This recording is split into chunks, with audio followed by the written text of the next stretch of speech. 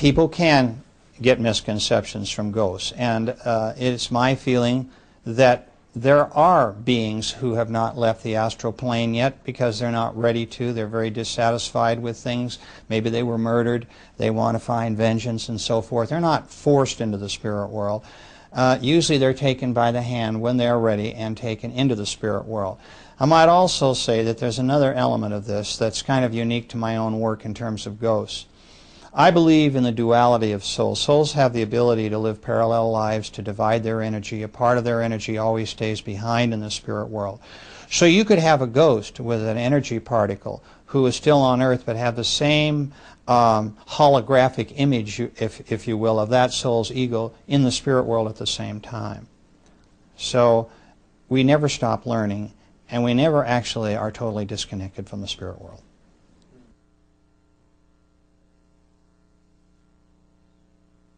Soul groups are one of the most interesting aspects of my work.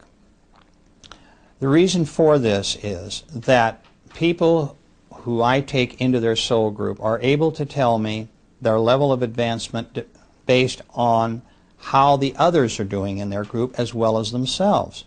This gives me a much broader perspective as to where this individual is in terms of development.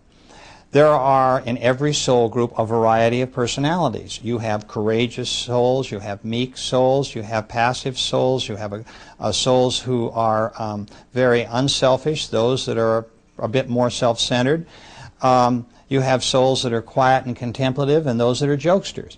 So from that information, I'm able to determine psychologically a lot about the type of group that my client comes from and what I might be able to do to help them in terms of their life lessons and purpose. But it's fascinating, too, from another standpoint, because we don't all progress in the same, at the same speed, in the same way, in the same areas. I like to point out that I had one man that took him between 4,000 and 5,000 years to conquer jealousy. He is not a jealous person in this life. He's intolerant as hell, and that's what he's working on now, but he's not jealous. And so that was his particular difficult hurdle to get over. And yet there are people in his soul group that were always very tolerant, and they have tried to help him between lives. So this is what I mean about rates of progression.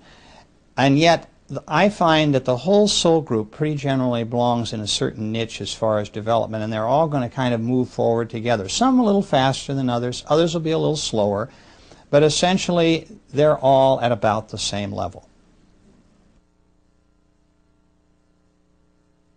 Essentially, in the beginning of our many, many existences, it's about learning lessons. It's about improving, understanding where we are in terms of our development and where we need to go. And the reason that that's such an important question is that many, many people that I work with incarnate on other worlds and are in other dimensions besides Earth. Earth has a particular difficulty in that we have amnesia. Our human minds set up an amnesic block when we come into this world so that we, in fact, don't have any knowledge that we can recall readily about the spirit world or our spirit guides. Interestingly enough, it's not so true with young children. You see a little boy or girl playing in a sandbox, 1 year old, 2 years old, and they're having these imaginary playmates which may not be so imaginary. But by the time they're in the first grade in school, we've pretty much knocked all that out of them, and so, you know, that amnesic block is pretty much set, and so they don't remember themselves as spirits, and they don't remember their friends in the spirit world as spirits. But what's interesting is that it is a planet, Earth is, of self-discovery. The idea is that by not knowing the answers to the test questions before you come in, you solve these problems yourself in your own way, in your own time, and in your own environment, and in your own body. Not to say that we don't have genetic problems. There are those who select bodies who do have problems with aggressive behavior. Maybe they have a chemical imbalance that causes other behavioral problems that they need to overcome in order to achieve the lessons for which they came through to accomplish on Earth. And I'd like to point out that it's by design. Everyone in every body has selected that body. They knew in advance what the body was going to be like to a certain extent, and they chose that body with the help of their guides in order to achieve certain lessons. But these same folks can also incarnate on other planets where there is no amnesia. They can be flying creatures. They could be undersea creatures who are very intelligent. They could be interdimensional shadows. They can be flames. They can be water or gas-like creatures. There are all different ways in which we can progress and learn and understand about who we really are and the power of our energy. Earth is only one school.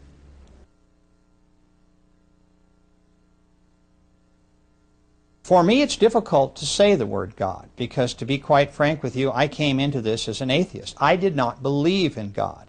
I did not believe that there was anything after life but ultimate oblivion. And my clients kind of brought me to this kicking and screaming, brought me to the party.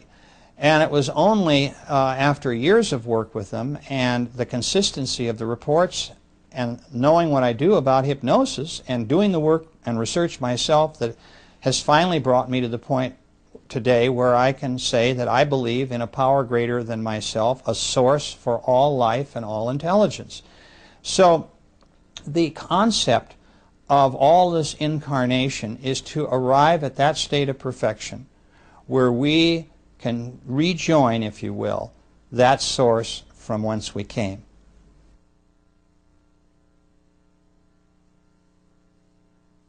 This is one of the most jovial parts, if I could call it that, of my work. Some people think that I spend a little too much time with this and make too light of it. I believe that it's important that everybody know that the spirit world is a place of humor and fun. It is not all business. It is not all the kinds of things I describe in some of my chapters about energy work, creation work, learning to cope with our lessons in classroom type situations. There's a lot of that. But we also have R&R, rest and recreation. And I've had many clients tell me about playing games. Some of the games I hear are like Red Rover, where sides will line up opposite each other and come crashing together as balls of energy in order to unite and blend their intelligent energy. And it's kind of like playing bumper cars. Others will talk about a dodgeball game where they will throw bolts of energy at each other, or playing tag, these kinds of things. And there's a lot more esoteric type games where they can go to other worlds where there is no human life, for example, and frolic, if you will, on that world as spirits who are not there to learn lessons but to simply have fun with each other. And they play. So once in a while when I give a speech about the fact that there is a lot of humor and play in the spirit world, some people get a little upset because they think it all should be very, very serious. And I find that that's just not true.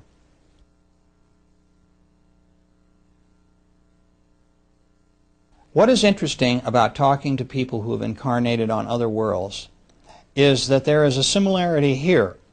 Now, it may be that those people who come to Earth also like to go to certain other worlds because what it is that appeals to them about Earth may also be appealing in terms of another kind of environment that's rather similar.